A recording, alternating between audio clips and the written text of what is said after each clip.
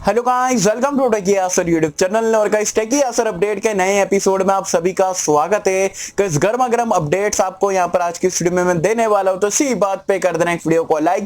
ये वीडियो का लाइक का टारगेट रखता हूं 2000 लाइक्स का। आई होप कि आप कर दोगे। सो गाइस चलिए वीडियो स्टार्ट करते हैं।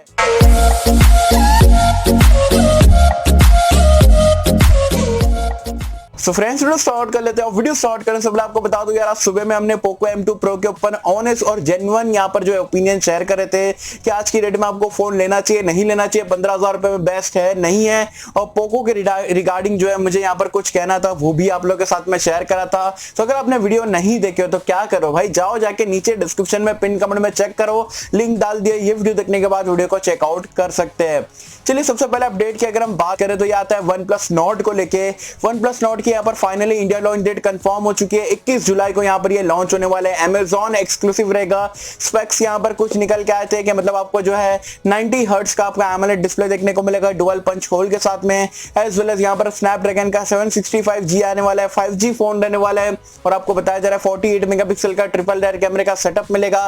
डुअल सेल्फी का आपको यहाँ पर फीचर मिल जाएगा। 4300 mAh के आसपास की बैटरी रहेगी। 30 वॉट की फास्ट चार्जिंग का सपोर्ट रहेगा और ऑक्सीजन ओएस का भी यहाँ पर आपको जो है सपोर्ट देखने को मिलेगा। तो कुल मिला के ठीक ठाक फोन है, इतना कुछ खास भी नहीं रहने वाला है। ओवर हाई स्मार्टफोन आप इसे बोल सकते हैं। वैसे जो लोगों को भी जो है OnePlus Nord अच्छा लग रहा है और ऑक्सीजन ओएस या OnePlus का जो सो कॉल प्रीमियम मिड रेंज वाले स्मार्टफोन का वेट करना है तो 21 जुलाई को लॉन्च होने वाला है। बाकी आप मुझे कमेंट सेक्शन में बताना कितने लोग यहाँ पर ये स्मार्टफोन का वेट कर रहे हैं। आपको क्या लगता है यहाँ पर ये जबरदस्त स्मार्टफोन रहेगा, ओवर प्राइस रहेगा? क्या आपके ऑनेस्ट ओपिनियन है मुझे बताना नीचे कमेंट्स में। दूसरे अपडेट की अगर हम बात करें, जो कि आप बोल सकते हो बहुत ही मतलब ये अपडेट सुन के मुझे बहुत ही गुस्सा आया था, देखा था जब मैंने Motorola One Fusion Plus, आप सभी को पता है 16,999 रुपए में एक ही वेरिएंट आपको इंडिया में 128GB वाला देखने को मिलता था। अभी 2 हफ्ते पहले यहाँ पर ये इंडिया में लॉन्च हुआ था। मतलब जो फ्लैश सेल में बहुत सारे लोगों को नहीं भी मिला है, कुछ लोगों को मिल गया है, तो कुछ ही यूनिट जो इन्होंने सोल्ड आउट करे 16,999 में।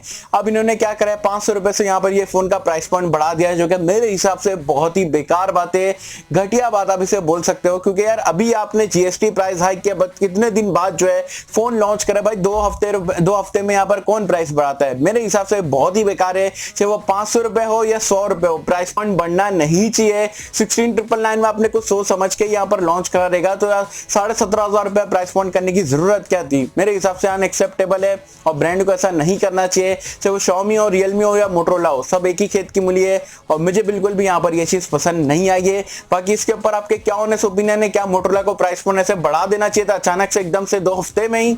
क्या लगता है आपको? मुझे बताना नीचे कमेंट्स में। नेक्स्ट अपडेट की अगर हम बात करें तो यार बहुत सारे लोग आज सुबह की वीडियो में मेरे से कमेंट करके पूछ रहे थे भैया Poco M2 Pro आ गया तो क्या हम Redmi Note 9 Pro को परचेस करें या Max को परचेस करें या नहीं करें, या M2 Pro के साथ में ही जाए? तो मैं आपको जेन्युइन मतलब जो ओपिनियन शेयर करता हूँ कि जो M2 Pro है ना, Redmi Note 9 Pro को तो हटा ही दो यार, वो रेस से आउट हो गया है। क्योंकि सेम प्राइस पॉइंट पर आपको 33 वॉट का फास्ट चार्जर मिल रहा है, तो कोई सेंस नहीं बनता है Note 9 Pro को लेने का। अब Pro Max बहुत सारे लोग भाई Pro Max लिया जाए या आपका जो Poco M2 Pro लिया जाए, तो देखो Poco M2 का जो बेस वेरिएंट है वो आपको 14,000 रुपए में मिलता है, और जो आपका जो मैक्स वाला वेरिएंट है Pro Max, Redmi Note 9 Pro Max, वो आपको मिल जाता है 17,000 रुपए में बेस वेरिएंट। तो आपको यहाँ पर 3,000 रुपए का फर्क मिल रहा है। 3,000 में आपको क्या डिफरेंस मिल रहा है? आपको जो है रेयर में 64 मेगापिक्सल कैमरा मिल रहा है, वहां पर 48 मिल रहा है। सेल्फी में आपको थोड़ा बहुत यहाँ पर अपग्रेड करके दिया गया। अपार्ट फ्रॉम दैट आपको सेम 33 वॉट 720G डिजाइन वगैरह भी ऑलमोस्ट सेम है, वही आपको सेम सारी चीजें देखने को मिलती है और एड्स भी इनफैक्ट जो है कम देखने को मिलेगा। तो मेरे हिसाब से जो है Poco M2 Pro ने जो है Note 9 Pro को तो आउट ऑफ द रेस कर दिया और Max के भी काफी ज्यादा यूजर्स को यहाँ पर परेशान कर देगा। और Max भी मैं बोलूंगा इतना हाईली रिकमेंड नहीं करूंगा, जबकि सिर्फ कैमरे के लिए 3,000 रुपए देना मेरे हिसाब से इतना कुछ खास नहीं रहेगा। नहीं AMOLED है, नहीं हाई रिफ्रेश रेट है, तो वो सेम ही फोन है। तो मेरे हिसाब से M2 Pro ने भाई दोनों Redmi Note 9 Pro और Note 9 Pro Max दोनों भाई की बजा दी अच्छे से। तो M2 Pro मेरे हिसाब से जो है बेटर स्मार्टफोन है एज कम्पेयर टू Max वाले से भी, और Pro को तो आप आउट कर ही सकते हो। तो ये गाइस गर्मा गर्म टेक न्यूज थी, छोटी टेक न्यूज थी। मैं सोचा बड़ी सी टेक न्यूज से यार बहुत सारे लोग बना रहे जो इंपॉर्टेंट अपडेट्स है, जो कि आप लोगों को पसंद आती है, तो कुछ शॉर्ट टाइप की यहाँ पर टेक न्यूज बनाया जाए ताकि आपका भी टाइम वेस्ट ना हो और मेरे को भी यहाँ पर मजा है छोटी सी टेक न्यूज बनाने में। बाकी ये थी मेरी टेक न्यूज। बाकी आप मुझे कमेंट सेक्शन में बताना आपको टेक न्यूज कैसी लगी, और आप मुझे कमेंट सेक्शन में बताना तीनों न्यूज में से आपकी फेवरेट न्यूज कौन सी थी। बताना नीचे कमेंट्स में। सो होप कि हमसे आपको ऑडियो पसंद आई होगी, और अगर आपको ऑडियो पसंद आए तो लाइक करें, शेयर करें, चैनल को सब्सक्राइब कर देना। मिलता है आपसे अगली किसी वीडियो में, जब तक के लिए थैंक यू।